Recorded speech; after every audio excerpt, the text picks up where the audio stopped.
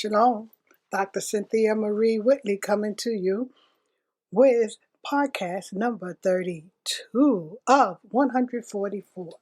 Minister Dr. Cynthia Whitley welcomes you here to this podcast.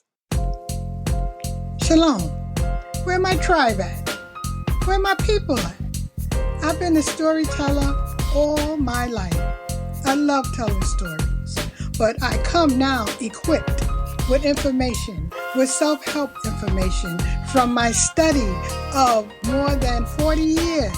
I have a lot to give and I want to give it to you. So listen to my stories on my podcast, on my YouTube channel, and in my books. Yes, in my books. Come to see where I'm coming from so that you can see how what I have to put forward can benefit you. How it can increase and have you increase in your life. Shalom.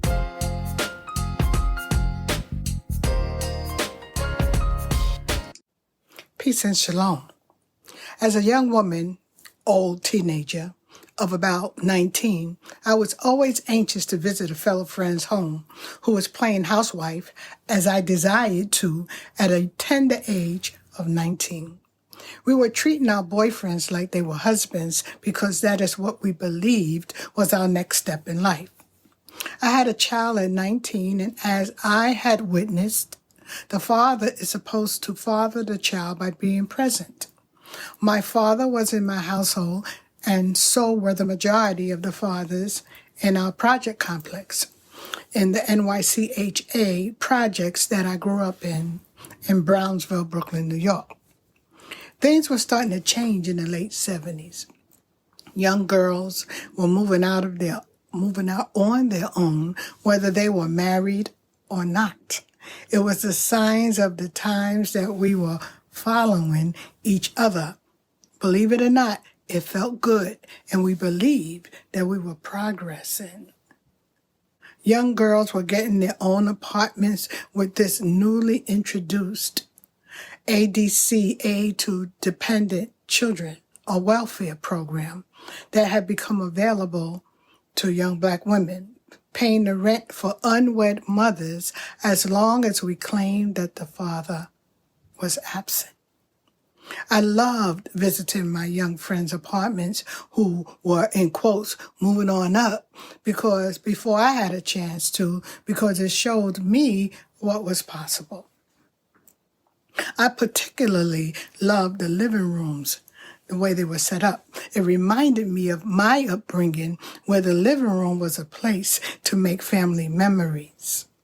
I loved the enclosed, tight spaces of the living rooms because they were always colorful, neat, and well put together. I couldn't wait until I got my first apartment so I could set up my living room, decorated all warm and cozy.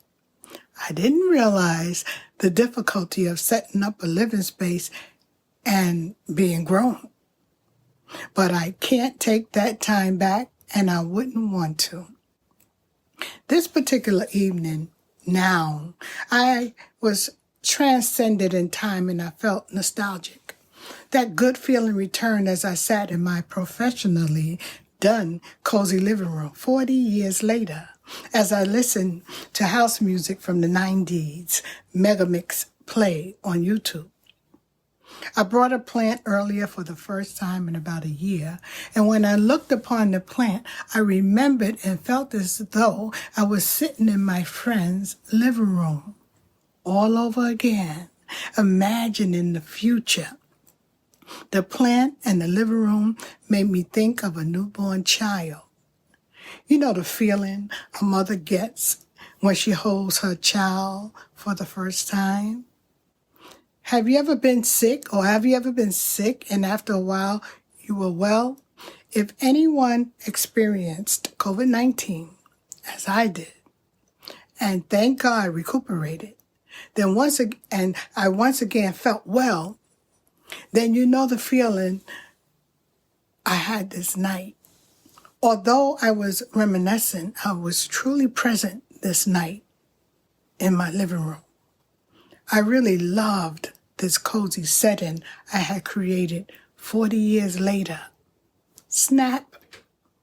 I had to include a picture of the plant in my green living room. It's the image for this podcast. And if you watched or watch the YouTube channel, be aware, Dr. Cynthia Marie Whitley, it's the cover for this podcast. You will see the plant in my cozy setting. Just before I brought the plant, I spotted this extremely healthy plant in this woman's cart. I know a healthy plant when I see it. Its leaves were firm and dark green. Where did you get that fox foliage plant? That is my favorite plant. She pointed to the entrance of Trader Joe's. The price was so reasonable that I had to purchase it. The leaves on the plant had a thickness to them, making the leaves look three-dimensional almost. Once upon a time, I didn't think I could grow this type of plant, but now I know I can, confidently. So now I see a spiritual angle to this message. I had taken a break, a mental break, from growing plants. During the break, I focused a lot on my spiritual practice, as lonely as it was without a spiritual community. Although I thought about plants and missed their presence in my home, I understood that some type of break was needed. Prior to me removing all my plants from my house, my plants had become infested with plant bugs, I assumed from the soil. I never experienced this problem in 50 years of raising plants. It was annoying and irritating, swatting and spraying the bugs. It reminded me of the plagues that invaded Egypt when Pharaoh wouldn't listen. I had no choice but to put the plants to sleep and rid them from my premise. All except for one bonsai plant survived.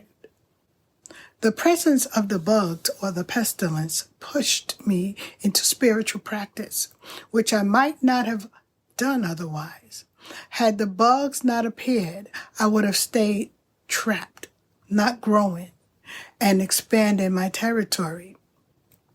Yes, the feeling of entrapment can appear subtly and often if spiritual practices are not in place. In the words of Michael Beckwith, spiritual practice is not optional. It's not an option. In retrospect, I did ask God to expand my territory like Jabez from the Bible. Remember in 1 Chronicles 4:10 where it says, "And Jabez called out to the God of Israel, 'Oh, that you may truly enlarge my territory, bless me and extend my territory.'" And God granted his request. So I am grateful for the constructive time.